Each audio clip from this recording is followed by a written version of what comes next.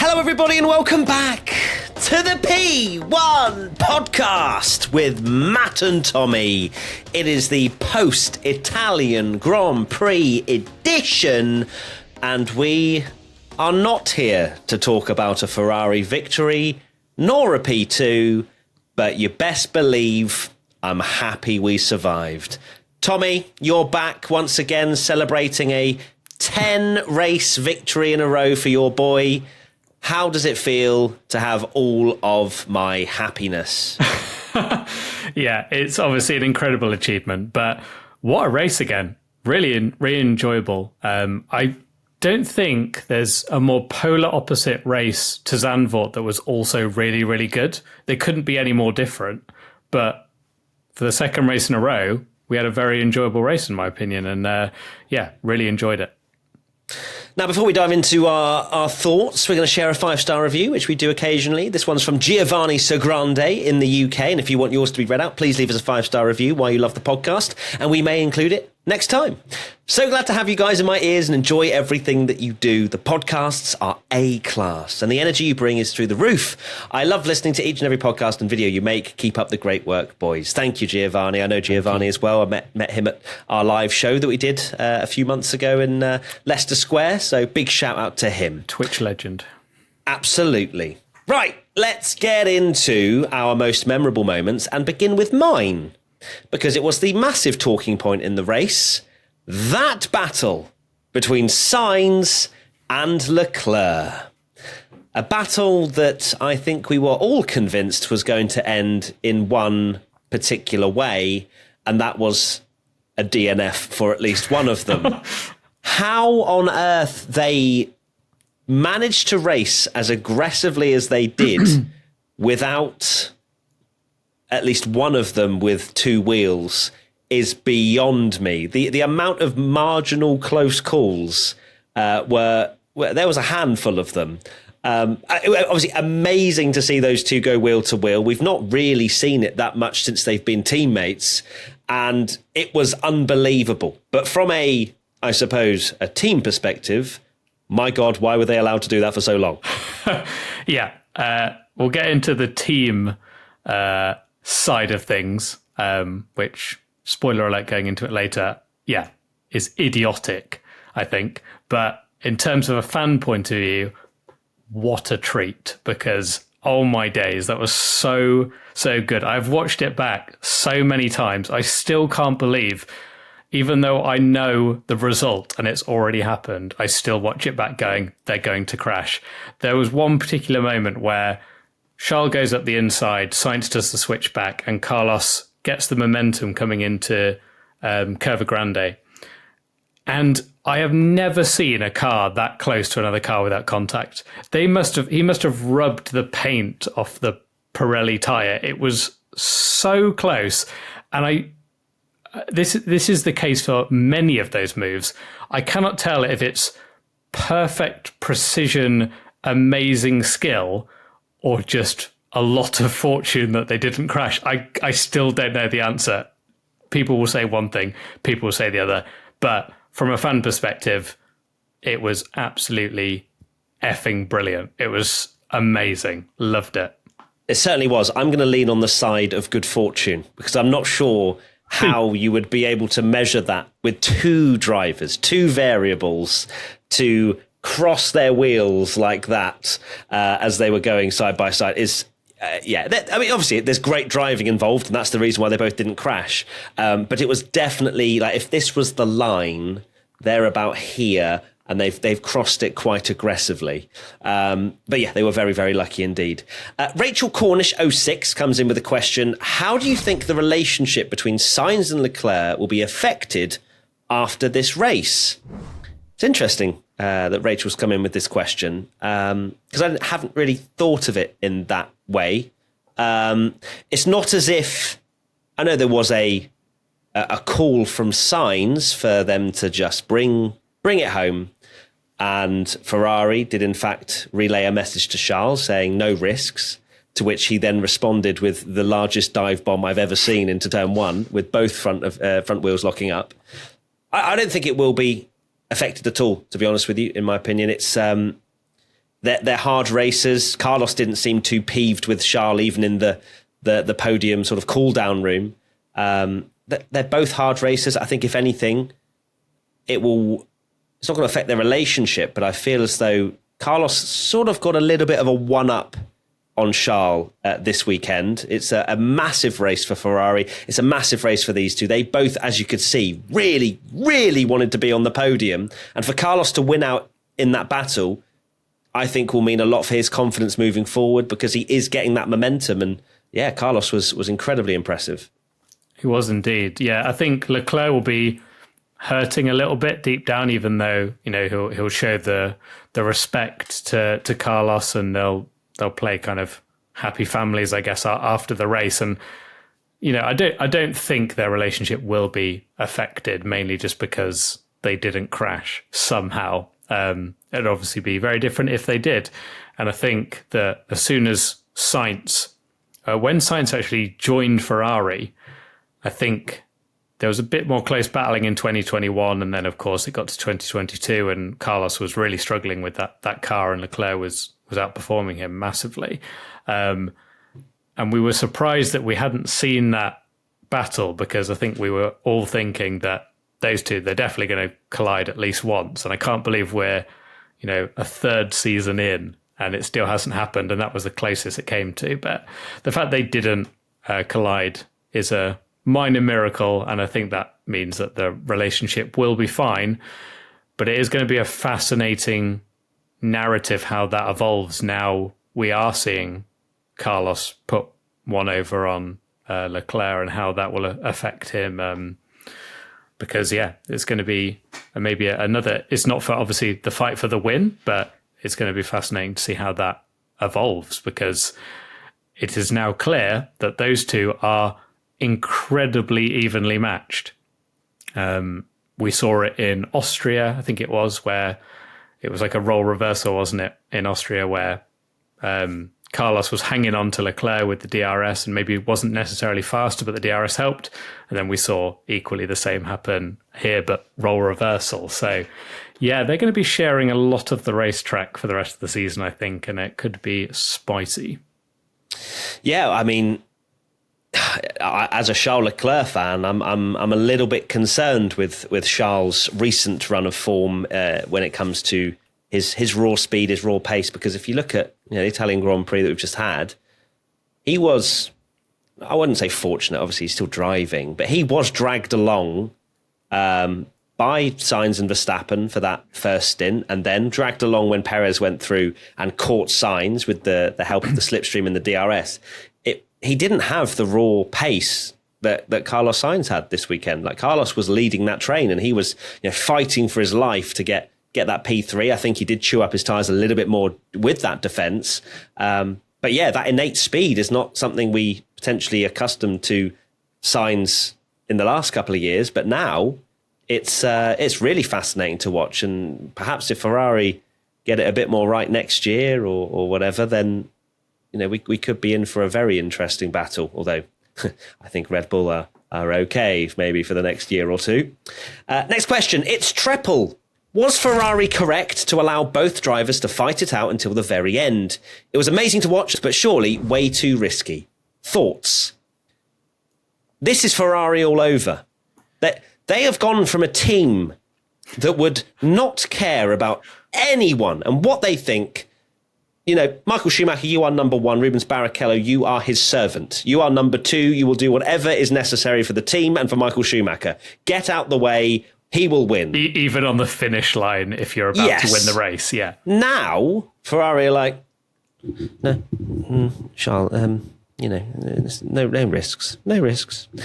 There, and I'm not saying this from a fan perspective because, I half enjoyed it. I half nearly died. But there's, from a Ferrari's perspective, if they both came together, I would be headless right now by the fact they didn't call it off. And especially because there was several laps of this chaos as well. What did they have to lose, to gain, from those two fighting? Absolutely nothing. Neither of them are in the championship fight. Neither of them are really challenging, apart from themselves. I know they are sort of saying, they've got this equal driver status and they can race. But my God, if they'd both DNF'd from their home race and thrown away a podium, no one would have ever forgiven them. So my last point on this is, if they were reversed and Leclerc was ahead of Sainz, I think they call it off.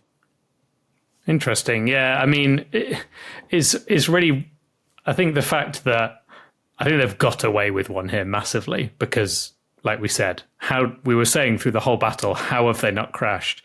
And if they had, the spice, the storylines would be insane. Instead, it's this wonderful battle that fans enjoyed at Monza. But as soon as Charles dived up the inside and they both went over the runoff, that was it. Game over. As a obviously not as a fan, as a team principal. As Tommy, the team principal, yeah. Exactly. Every other team principal at that stage or team is basically being like, hold position. Carlos Sainz is ahead. He's done a brilliant job all weekend. His tyres are shot. You can argue that, he got pole. He's had a brilliant race. He's fought hard and deserves a podium.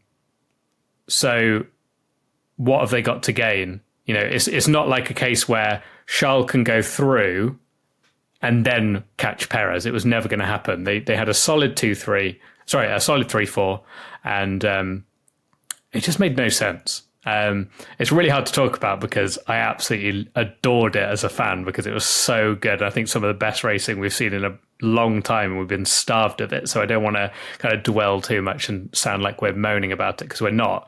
We just have to put ourselves in the team principal's shoes and go, what have you got to gain here? That was a bit stupid. So yeah, I'm very surprised they didn't call it off. As soon as they had that first sketchy moment, just get on the radio, be assertive. Every other team principal would have done that and said, that's enough now. I wonder that's where it kind of highlights that Ferrari don't have the power or don't feel like they have the power to tell two very talented drivers to stand down and have the authority to actually make that happen. Because you do wonder whether, with all the mistakes that they've made in the past and how they're not really offering a car that can win a world championship, whether they feel like, these two drivers will, if we really annoy one of them, they might leave, or we don't. Or they we don't want to have keep a set Charles number one sweet, either, or, do they? I don't think. It's weird because I'm still of the opinion if it's the other way around, I think Ferrari are more assertive to say, Carlos, look, we're gonna hold position now or whatever. Whereas where Carlos may have done Silverstone and gone jog stop on, inventing and send it. or something like that. So I think one thing is clear that regardless of, I think this probably comes from the fact as well that the team orders were a little bit. It was a team order, but it wasn't like. Listen, it wasn't an order, was it? It wasn't an order. It was you can fight, but don't be silly. Yeah, it wasn't an order. It was more just, please don't crash. And it probably should have been an order. So, of course, they were going to race each other because they're two very aggressive racers. And I think, they really did get away with one there. Next question. You better leg it comes in with, can Matt agree that Leclerc was massively in the wrong for making a super aggressive move on Sainz into turn one on the final lap after being told to stop fighting? Almost cost himself, Sainz, and the team the race. Well, first and foremost, they weren't told to stop fighting. I think that's, what we've just mentioned. It's clear to see that they were just told to not take any risks. Carlos was on the phone trying to say for it to calm down and let's just bring this home. But yes, I will absolutely hold my hands up as a Charles Leclerc fan and say that move, that last lap move that he attempted to make, was absolutely crazy. We have seen how difficult it is to overtake into turn one. And Sainz was clear enough. Like that move was I'm going to try and scare Carlos off the track. I don't know what it was. Apart from it was crazy. It was almost the level of slight desperation of trying to get on the podium ahead of your teammate and have that pride, that one up that I mentioned. So yes, I would agree. I think it was very silly, and that could have ended in a massive crash for both of them. Thankfully, they didn't, and we don't have to dwell on it too much because we both loved it. You enjoyed it more than I did, I think, Tommy. But it was a move that I think Charles will look back on and perhaps even himself admit, that was maybe a bit crazy. It was like watching the fact that he was thinking that Red Bull didn't exist and that was the move for the win or something. And of course, there is pride involved and all that. But yeah, it was maybe a very extreme move when you had to put in the circumstances of there was so much more to lose than there was to gain. You know, makes that move. Okay, P3. It's obviously an amazing achievement at Monza. It's very exciting, but it's also a P3. And then the other side of it is you slam into the back of Carlos, you know, Red Bull Baku style. And it's, I mean, I just imagine the narrative and, you know, I don't think for the Tifosi would have turned on Charles if he'd slammed into the back of it, but it would certainly be, you know, a checklist on his name, and there'd be all sorts of stories, and it may be just a needless thing going into a week break to have hang in the air. So it was hugely aggressive for not much gain, but then I'm fully aware that as a Max Verstappen fan, I can't beat him up too much because it's something that I did Max Verstappen for, that he kind of takes it into his own hands and says that's why he's a world champion. And, you know, he's been there at Toro Rosso kind of ignoring team orders from day one, going, no, I'm the best and I'm going to win. And that's why he's so good now.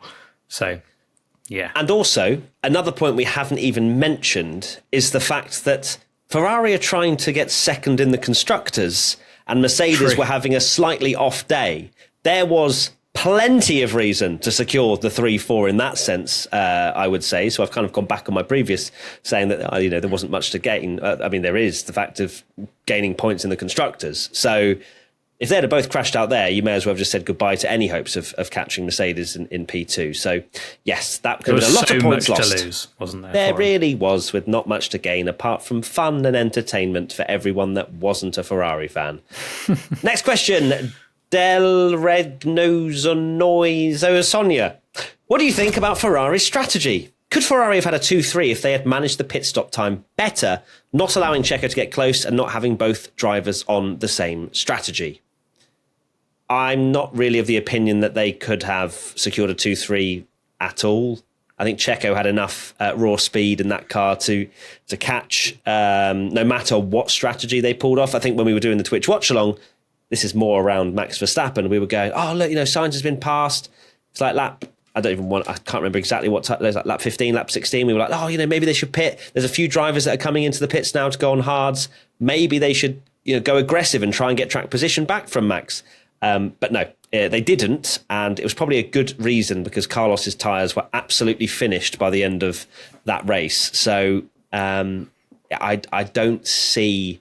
I'm sure there are a few scenarios where Ferrari are able to secure a 2-3, but there's millions that would have had the same result.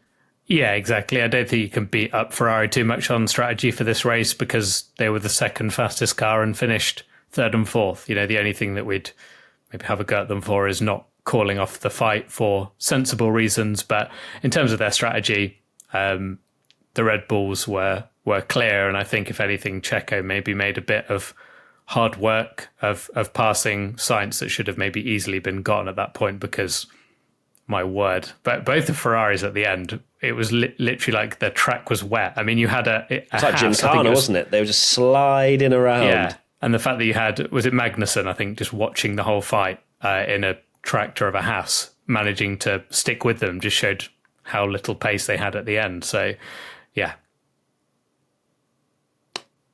Just, yeah. Sorry, I just You literally just went, yeah. I was just like, so yeah. You've never done that before. Sorry. You don't just drop me with a so yeah, but we're going to keep it in all the same because people want to see the raw beauty of P1 with Matt and Tommy. So yeah. So yeah. So yeah. Right, Tommy, let's hear your most memorable moment then, shall we? My most memorable moment was Verstappen and Sainz's battle and Max getting past. And it's not just because I'm a Max Verstappen fan and was like, yay, he's passed. It was more the fact that it was actually just incredibly refreshing to watch what I would regard as a real overtake. Because DRS has its purpose, and I'm very conflicted because we have some races, particularly wet races, when obviously the DRS isn't there and we pray for it because no one can overtake. But that race, it was so good, the fact that Verstappen couldn't just fly by in the DRS, because the DRS isn't as powerful at Monza because they've already got quite skinny wings. And it was so good to see Max have to fight lap after lap after lap, and defensive driving can actually be rewarded. You can have a skill rather than it just being you're just defenseless as soon as another car has a DRS overtake. And yeah, I really enjoyed that aspect. There was obviously the battle with Ferrari as well, because if DRS was powerful, Sainz had no tyres left at the end. He would have been easily passed by Leclerc on the straight in DRS, but that wasn't the case. And it was really cool to see, particularly Verstappen at the start. He couldn't get past, but that's what made it exciting, because it was only a mistake from Carlos that actually allowed Max to get a run on him. And then even then, they were side by side. It wasn't Max just breezing past everyone like we normally get. You got that brilliant moment round the outside of Curva Grande where you had the onboard and you could see Sainz just edging ahead. It was brilliant. I really, really enjoyed it. Yeah, it's amazing, because you think on paper, Monza, you should get loads of overtakes. But the thing is, with the fact that there's so much of the lap that's full throttle, I think it's like 75% of the lap or something is full throttle. All the teams run such little downforce, which means there's a lot less drag, which then means the impact and the effectiveness of the DRS is less, because there's less drag on the car. So with that, as you say, it was a perfect sort of advantage that you would get down the straight, where you would be side by side going into the braking zone of turn one. Like, they could be 4/10, I think Verstappen was at times, behind Sainz, and same with Perez on Leclerc. That they were 4/10 behind with a massively long straight to go, and they could hardly get alongside. Obviously, some of that to do with how quick Ferrari were on the straights as well. But yeah, it was the perfect amount. And as you say, real overtakes, side by side, driver skill rather than, all right, see you later, mate. Yep, cheers, take care. You've got 20 mile an hour on me. See you never. So it was thrilling and really enjoyable from a Formula One fan's perspective, wasn't it? To see drivers actually having to jostle and sort of get their elbows out. Yeah, definitely. It's something that Formula One, I think that's one thing that's made me really miss it, because Zandvoort, which is quite insane. It was a really good race, but we had 186 overtakes, which is quite mad around Zandvoort. But there were very few that really kind of took your breath away. Whereas those ones, when it's two cars going side by side, it's just so much more enjoyable when you see an overtake that's not DRS, and that's not just kind of Boomer Tommy being like, oh, DRS is rubbish, because I don't think it is the case. It's just refreshing when we get to see other overtakes, and it does make me wonder, I do hope F1 maybe can learn from it and do something a bit different with DRS, because I don't want it to be motorway overtakes all the time.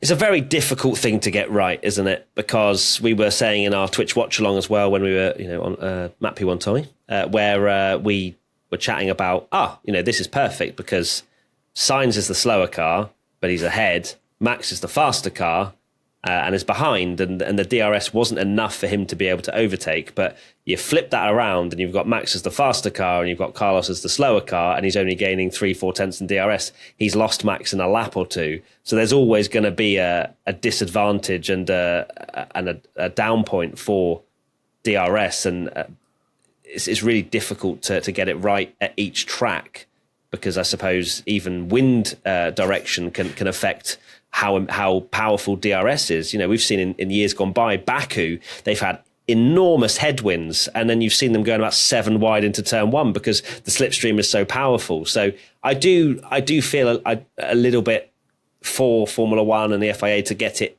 right, but yeah, there are definitely examples of where it needs to be tweaked more, because we were saying as well about Monza and how the DRS seemed to be activated later than what we've maybe seen in years gone by.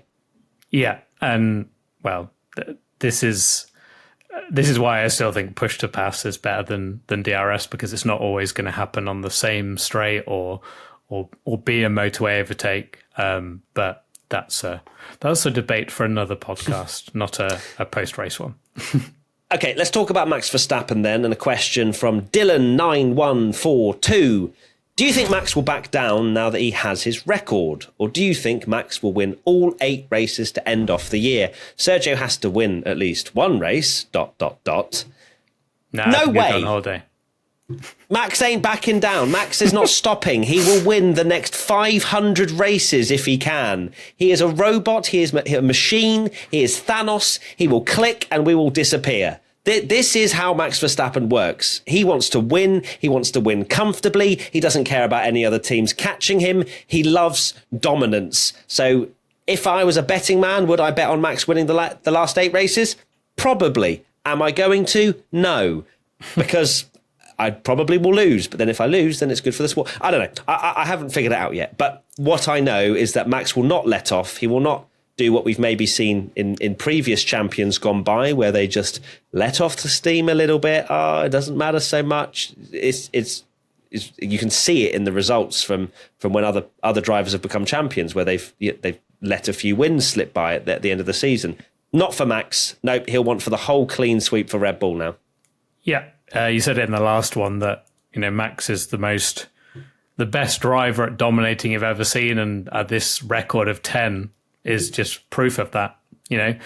For everyone that's gonna have these thousands of debates of who the best driver is and all that kind of stuff. It's not saying that Max is the best driver ever, but give him a dominant car, and I don't think there's anyone better, and he's now proving that, because at the end of the day, this is the first year where he's had a truly dominant car, and -2 maybe moments of misfortune, he could have won every single race and could well easily go on to have, you wouldn't put him past having the greatest season that we've ever seen in the history of F1. And that car is not, of course it's dominant. It's a dominant car in the hands of Max Verstappen, but the results of, Perez, who is a good driver, he's not finished second every single race like we've seen in the past where, Mercedes or Ferrari lapped the whole field. Max is just perfectly at one with that car, and he's not going to have a day off. He'll want to keep... he doesn't even... It's not even that I think he cares about breaking records, because I genuinely believe that he doesn't really bother him that much. He just wants to win, and he enjoys winning, because that's what... He said this before, that's what he's worked his whole career to do. At 25 years old, it's not taken him very long to achieve where he's got to. But look, this is a guy that wouldn't even give Sergio Perez a 5th or 6th place or whatever it was in Brazil when he'd already wrapped up the championship. So he's not going to give kind of charity victories to people when he can carry on just being superb and just winning constant races. What more is there to say? I know it's difficult because some people complain that we don't mention it enough. Some people complain that we mention it too much, because obviously he's winning all the time. So what more can you say? But just echoing what you said, in the 9 victories can be said again that it has to be commended, because it's insane what he's doing, and he's making it look so easy, really. He doesn't have an off day. He's a savage. He's got killer instinct. He's everything a Formula One world champion is meant to be, in the sense of the greatest drivers that we've ever seen. So, I fear how long he might go with this streak, especially when reliability seems pretty bulletproof in Formula One at the moment. You don't see many failures these days. Sorry, Yuki. But in terms of the top teams, you don't really see any of them breaking down, at least this year. Next question, Sam Dougie Douglas. Is a 5-second penalty harsh enough, as it made no difference to George or Lewis? Oh, we're back at this debate. Oh, why don't penalties affect people more? Okay, so is it harsh enough? Yes, because what happened is that it was for Lewis Hamilton. He turned in a little bit too much, caused a collision. Unfortunately for Piastri, he had to change his wing and it affected his race. Should Lewis Hamilton receive a penalty that is the amount of time that Oscar Piastri has lost? No, because that would become absolute carnage. Hamilton did not mean to have contact with Oscar Piastri. It's not like it was malicious or there was intent there, because how would he have, like, if he had turned in, he could have easily been the one spearing into the wall with that kind of contact. But it wasn't. It was Oscar that was unfortunately hindered there. George Russell, he went across the first chicane, wasn't even really battling Ocon, but still, it's a penalty because he broke the rules and he gained an advantage. But that's a 5-second penalty. We can't be giving out 10 or drive-throughs just because they have a better car than other drivers that they're facing. It would just open a complete can of worms. It would be so hard to police. So it has to be blanket for everyone, no matter how quick or slow you are. Exactly. You can't just give a harsher penalty for quicker cars because they've got an advantage. It's like saying, the Haas has broken the rule there and he's fighting someone that he shouldn't be. Let's give him a half a second penalty because it's relative. It just wouldn't work. Yeah, unless you're swapping positions, but they have done that in the past where, if you overtake someone, you have to let them back through. I think that's the way it counteracts maybe someone dive bombing someone and going, actually it's quicker for me to dive up the inside, maybe get a bit of contact, take a 5-second penalty and I'm through and then I can pull away. They counter that by doing the whole thing where they say, you have to let them back through if you both skip over the chicane or whatever. But yeah, those penalties, they've not done it deliberately. They're mistakes that they've made. They've been punished, and that's it. It's the Hamilton incident in particular. It's a 5-second penalty all day long, and he knows that. But you can't just go, he's affected this driver and actually he's got this big lead. So that's just the way the cookie crumbles.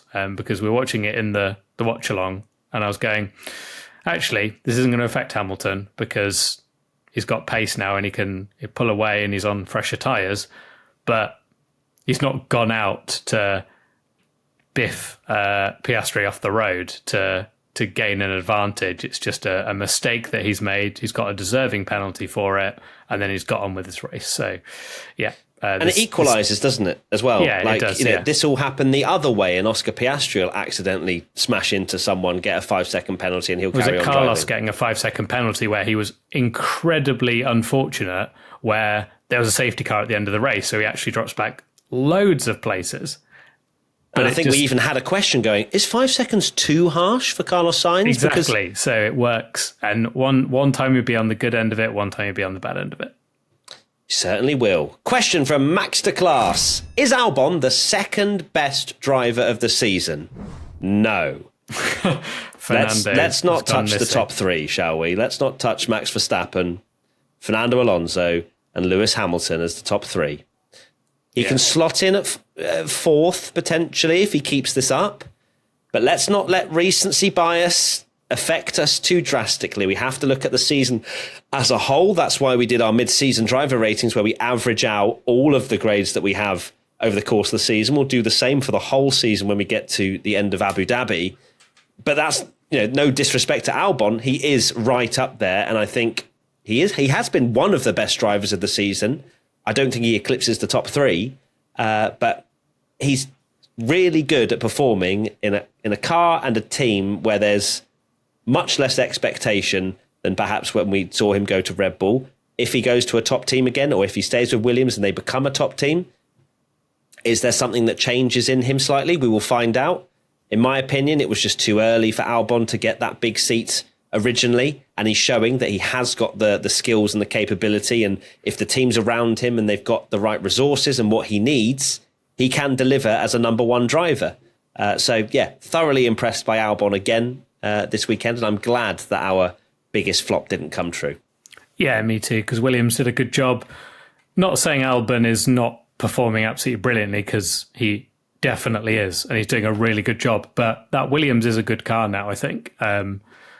It's not great, but it's good. And, he's got a teammate in Logan Sargent that personally I didn't rate him before he came into Formula One. And hasn't been particularly spectacular. So it is hard to judge how good he is versus how good that Williams is. But I don't think for a second that he's not doing a fantastic job.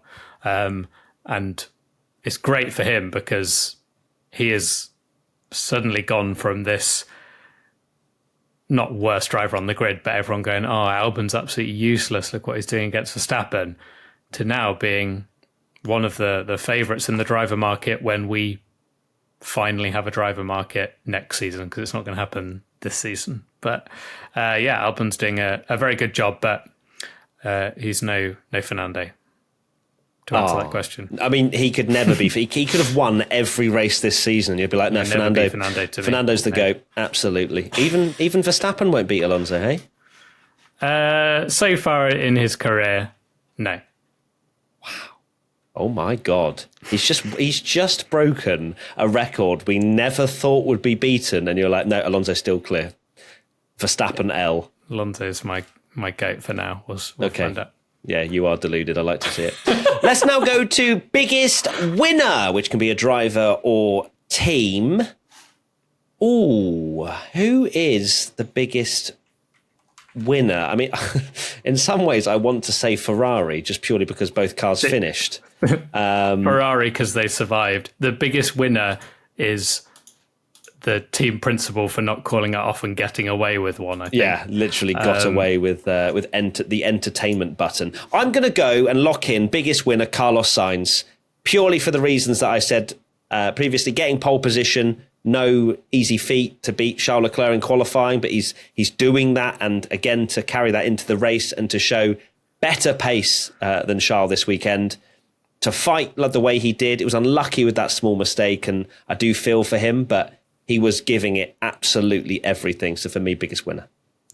Yeah, other than Max Verstappen winning, and that's just standard these days.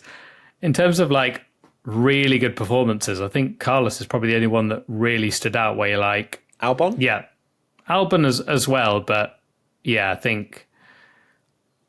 Maybe no, I don't think he could have beaten Hamilton actually, but that's probably where that car is, maybe on a track like that. So I think Carlos, just for, like you say, getting one up on Charles, and it's a run of 2 races in a row where it feels like Carlos has got the absolute most out of that car and had a really good drive. So and also, well done, Carlos. I don't want to let this slip by, and I know we'll dive into it more probably in driver ratings. But George Russell had a very good weekend in comparison to Lewis Hamilton, beat him by nearly 20 seconds. Hamilton, of course, having a difficult qualifying, going onto the hard tyres, which I don't think was the right strategy. But it's still, George has had a very quiet race, P5, and I'm not saying he's biggest winner, but he deserves a small little honourable mention, I think.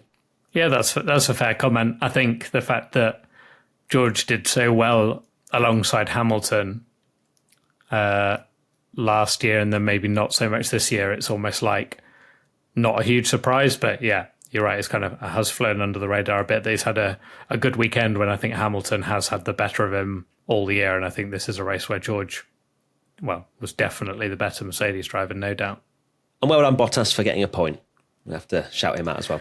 Yeah, well deserved, and glad that very, very tasty looking Alfa Romeo has a point got a to point. Its name. Hell yeah. Biggest loser now? Alpine. Yeah. Embarrassing. Very embarrassing to basically have the whole engine debacle of feeling like they don't have an engine to compete, and then coming to Monza and essentially having like an F2 car on a straight line. So, I tell you what, a very close second is Haas. Both of them are lapped down in 17th and 18th, the last of the finishers. When the field is so close, we don't see cars getting lapped as much as we used to these days, do we? Even though, we're kind of talking about the most dominant season of all time.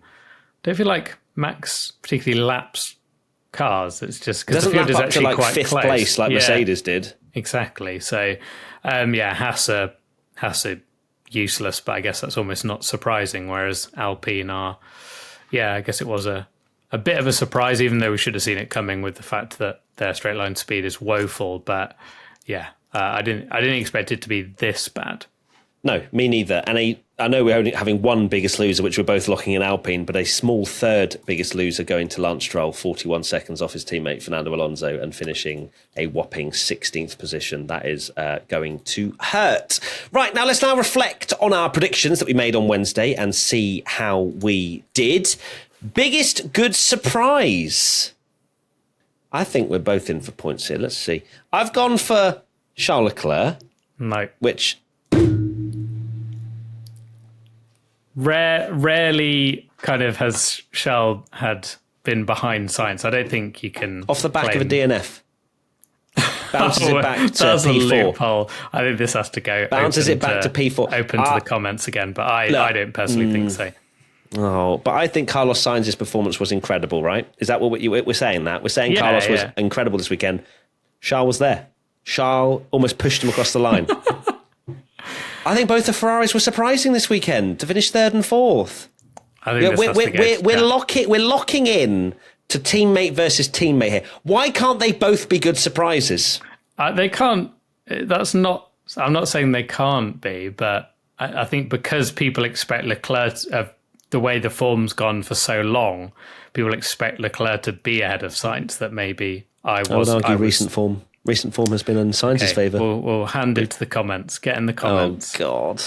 No, because I know what the comments will say. They're always on your side, Tommy. Right, we'll find out. We'll look to the comments and see. But I'll give myself 0 points for now. And yours, Tommy, was Sainz, which no chance. Didn't even win the race. Didn't even convert pole. Didn't convert pole. Podium. Yeah, wash race. Locked up, lost the lead. No, well done. You got a point. Congratulations. Biggest flop. We both went for Alex Albon. We sure did. Back to Sainz just very quickly. I think no one can say that there's any P1 curse because I think Carlos Sainz's form since we did a podcast with him has been unbelievable. So you're welcome. You're welcome.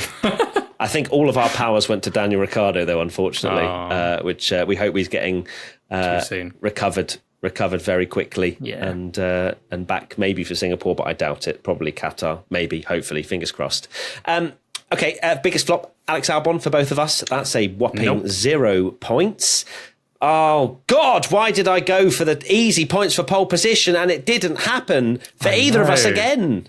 Max Verstappen. Should be minus points, but it does make a difference because we both went for him. Yeah, well, I need to close some points. I think I'm falling behind with your stupid strategy you've had all year, and now you're having some worldy predictions. It's really annoying me. My top three was Verstappen, Norris, Leclerc, so that's 1 point. And my top three was Verstappen, Perez, Sainz. That's a rare Tommy W. Big W. That's a big W from you. You should put some money on that. That's 3 points for your top three. I actually. This rarely happens because I notice people do this a lot where they're like, when we do our predictions pre-race, obviously we make these ones on Wednesday or Thursday, sometimes even Tuesday. And then when we actually have watched qualifying, we do our usual top five and we get people in the comments like, you said Albon was going to be the biggest flop, but you've put him third. It's like, well, yeah, now we know the form. And this is a rare thing for me that I actually did the same top three in that as well. And got it correct. So I stuck with Verstappen, Perez, Sainz all weekend. I obviously just knew it somehow. Yeah, big Wommy Wellingham right there. Impressive stuff. Right. We now go to our one crazy prediction. I went for an altercation between two drivers after a collision. Right, hear me out. Ferrari tried. Hear me out. I know. Oh my God, that could have been a small consolation prize. However, I'm going to say, can we just actually before you say that, can we just imagine if it had been the two Ferrari drivers and how backfired that prediction would have gone? Yeah, I would have happily not taken the point and let it be how it is. Right, Piastri and Hamilton, they collided, and Hamilton came over to Oscar Piastri's car and shook his hand. I'm going to say it's an altercation. I'm locking in an altercation. Because we don't know what he said. Aggressively shook his hand. He might have said under his breath, "You're washed." You don't know. But that's fine. 0 points. I can see Hamilton saying that. He definitely uses the phrase washed. And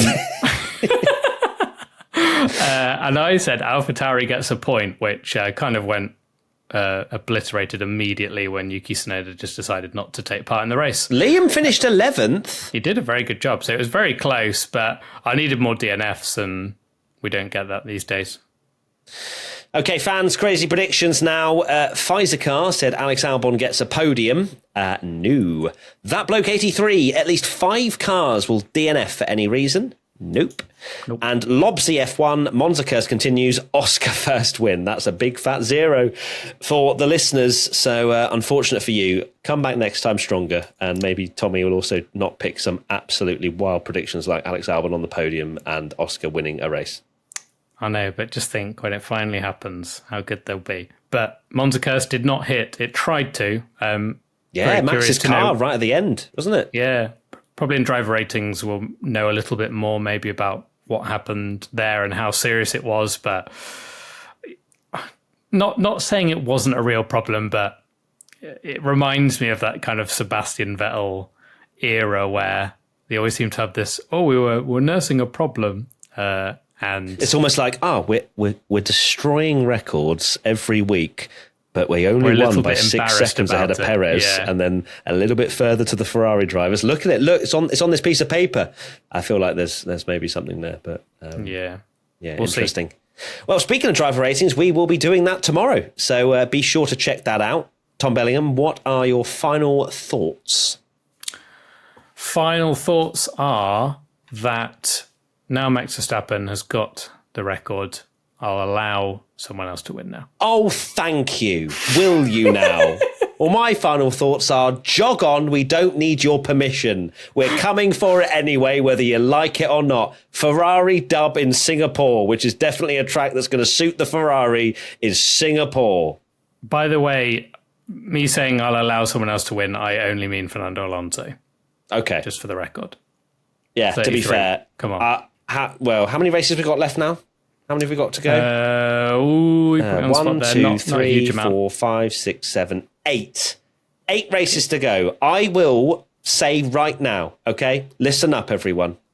If we get to Brazil 3 races out and Red Bull have won every single race up until then, I will become a fully fledged Red Bull supporter for them to get the clean sweep, because that would be quite some doing. It would be, and actually. To be fair, Red Bull fans are now like, don't you dare come anywhere near my team and legitimately support Red Bull, because we know what you can do. Yeah. Matt will be there with 6 Red Bull hats, 5 Red Bull backpacks, and on the Twitch stream, doing everything you can. But legitimately cheering them on, that's the problem, because I've worn that to jinx them, so I don't know what I'd actually wear anyway. Maybe I'll just wear Ferrari gear. I don't know. Who knows? We'll figure that one out. But thank you, everybody. See you very soon for driver ratings and all other lots of content, including an interview with Daniel Ricciardo and another interview with Carlos Sainz. Make sure you subscribe on YouTube if you're here, and leave lots of love. Bye! Bye!